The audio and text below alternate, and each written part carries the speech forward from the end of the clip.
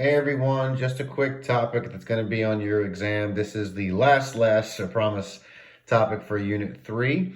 And let's get right into it. It's called crowding out. Okay, we've been talking about fiscal policy because of recessions and inflationary gaps. Well, in economics, there's a cost and there's a benefit to everything, as we say all the time.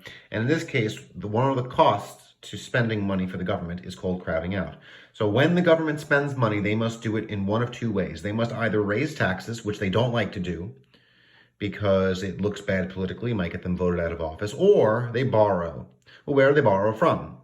Well, in this class, we're going to say that they borrow from one place, this market called the Loanable Funds market. But what's Loanable Funds?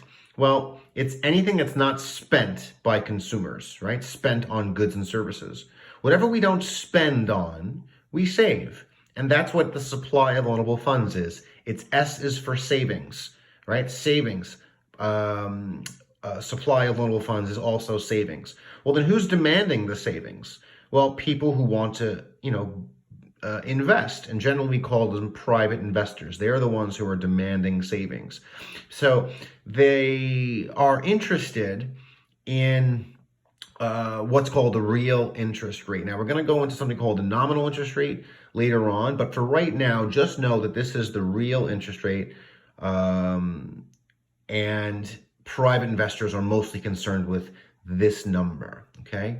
In reality, we actually borrow from foreign countries, where we'll get into this stuff later, but in general, this is savings, okay, demand for savings or private investment demand for a loan, and it's dependent upon the real interest rate, okay, R1Q1.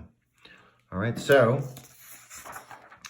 how do I know, why is this important? Well, we've already talked about what interest rates are. Interest rates are the price of money. I made you memorize that. So if interest rates are going up, money is more expensive. Interest rates go down, money is less expensive. But in this case, we're going to say, what happens when the interest rate goes up? Well, this graph, you never have to draw this graph. Okay, let's be very clear. This is a graph that we draw together in our heads. It helps us kind of understand the concept, but you never have to draw it for the AP exam. So down here we have investment, okay? So over here we have just one curve, that's it. Demand for what? Demand for investment. Well, this is the price for investment. You know what that is. That's the interest rate. So if interest rates are going from A to B, what happens to the quantity of investment? It goes down. If interest rates go from B to A, what happens to the quantity of investment? It goes up, Q2 to Q1 in this case. All right. When you draw them side by side, it makes a lot more sense. Okay. So on the left side, you have your real interest rate, loanable funds, demand for loanable funds, supply of loanable funds. Over here, you have investment and you have demand for loanable funds, and they're connected by the interest rate, by the tick marks. So in this case, we'll say that the government borrowed because, or let's say we're in a recession. So the government borrows money, okay? When they do that, demand for loanable funds increases, right? They're borrowing loanable funds from people's savings. As a result, demand increases, the interest rate goes up, which then leads us from our point where we had before, A to B. So the investment goes down. And investment is what? It's big I. It's a component of aggregate demand. Sorry. Just want to write that. So government borrowing can crowd out private investors. It can up the interest rate, which brings I down. Well, why is all this important? Well, like we said before, third time I'm saying it, crowding out is a cost of borrowing. If the government wants AD to increase, they must consider the idea that it might decrease because I might go down because private investors might be crowded out. So when crowding out occurs, aggregate demand shifts to the left. So in this example, when GP goes up, AD goes to the right. Right? Same thing we've been doing. However, if the question will tell you if crowding out occurs, because if it doesn't occur, that's your answer, right? If there's no crowding out, AD goes to the right when the government increases purchases.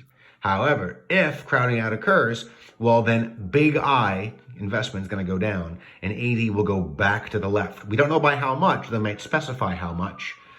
Generally, it's back by less than the total amount, but again, this is a debatable theoretical thing, crowding out. It doesn't always happen, but you just have to understand what the concept means. So once again, crowding out is the cost of government borrowing, or government borrowing is expansionary fiscal policy. All right, just remember one last thing, one little reminder. When we talk about loanable funds, when the government borrows, what happens to real interest rate? It goes up because demand for loanable funds increases. Sometimes, some textbooks, they argue that when crowding out occurs, they say demand doesn't shift right. Really, they're taking the supply out of the whole banking system. Either way, it's not wrong if you draw supply left, but most textbooks say when crowding out occurs, it's because demand for loanable funds is shifted to the right. As a result, real interest rates go up. Either way, real interest rates go up. That's all you really have to know. All right, leave any questions in the comments. Thanks.